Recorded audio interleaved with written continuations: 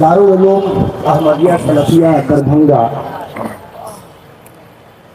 ان اداروں میں سے ہے جس کی بنیاد آزادی سے پہلے ڈالی گئی، اور وہ ایک مدرسہ نہیں، ادارہ نہیں، بلکہ ایک تاریخ کا نام ہے، سلفیت کا قلعہ ہے، مضبوط قلعہ ہے۔ اور ہمارے لیے خوشی کی بات ہے کہ وہاں کے ناظم اعلیٰ اور صوبائی جمعیت اہل حدیث بہار کے ناظم انجینئر سید اسماعیل خرم صاحب بھی ہمارے بیچ آئے ہوئے ہیں۔ ایک زمانہ تھا کہ ہمارے بستی اور دارالعلوم احمدیہ سلفیہ دربھنگا کے بیچ گہرے روابط تھے۔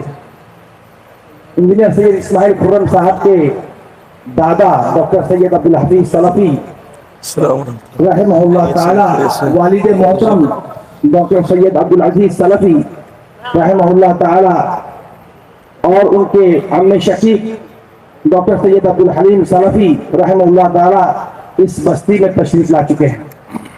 ہمارے لیے یہ خوشی کی بات ہے کہ یہ تیسری نسل جو ہے وہ بھی ہمارے درمیان تشریف لائے ہیں۔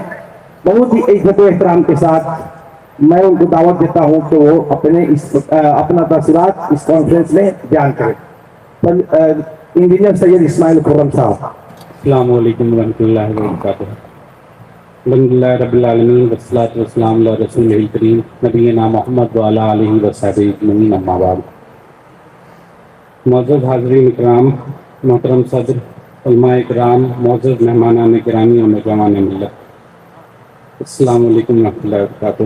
میں نہایت مسرت، محبت اور امت کے فکر کے جذبے سے سرشار ہو کر فلاح انسانیت کانفرنس کے اس بابرکت اجلاس میں مخاطب ہوں۔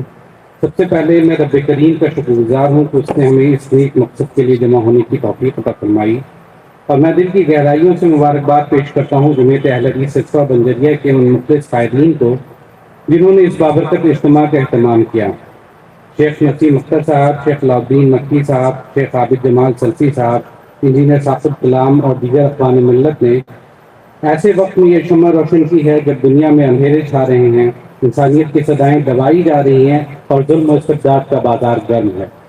آج جب پوری دنیا میں انسانیت سسک رہی ہے، کہیں جنگ و جدال، کہیں بھوک اور افلاس، کہیں رنگ و نسل کی بنیاد پر نفرت، ایسے ماحول میں اسلام کا آفاقی پیغام ہی وہ واحد ذریعہ ہے جو پوری انسانیت کو فلاح، امن، محبت اور نجات کی طرف لے جا سکتا ہے۔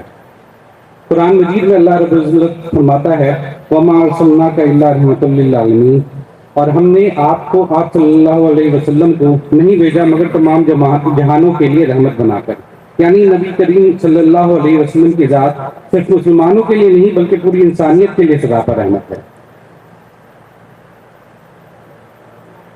تو فلاح انسانیت کی اصل روح یہی ہے کہ ہم اپنی ذات کو دوسروں کے لیے نفع بخش بنائیں، اپنے علم، اپنے مال، اپنی صلاحیت اور اپنی موجودگی سے دوسروں کی زندگی آسان بنائیں۔ آج ہمیں اپنے معاشرتی ذمہ داریوں کے بارے میں سنجیدگی سے غور کرنے کی ضرورت ہے۔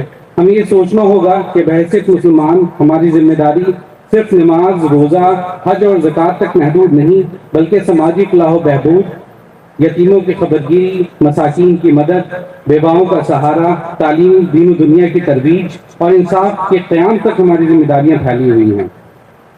یہی وہ فلاحی روح ہے جو انسانیت کو جوڑتی ہے اور ایک بہتر معاشرہ تشکیل دیتی ہے۔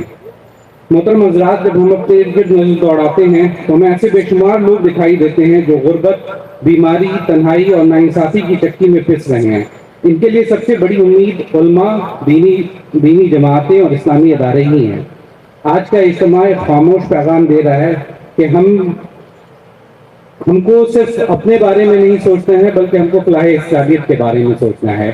آج کے استقبالیہ خطبے میں جو ہمارے محترم علاء الدین مکی حفظہ اللہ نے اپنے جذبات کا اظہار کیا، اور جو ہمارے برادر محترم جناب عابد جمال الدین صاحب نے بھی جن جذبات کا اظہار کیا، یقیناً اگر ہم لوگ ان کے جذبات کو سمجھیں تو بہت ہی میں کہنا چاہوں گا کہ انہوں نے اپنے دل کو کھول کر آپ تمام بستی والوں کے سامنے رکھ دیا ہے۔